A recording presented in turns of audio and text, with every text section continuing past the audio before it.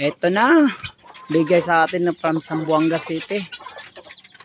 5 months pa binigay sa atin. So ngayon nangingitlog na. I-observe natin kung anong niya, nangangain ba ng itlog. Ito nga pala pakoy, battle purposes. First time natin sila yung nakingitlog. Yun, pulin, hindi mabasag.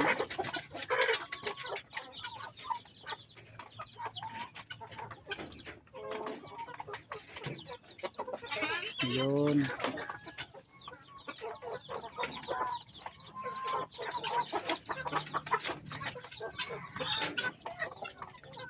yun, nahirapan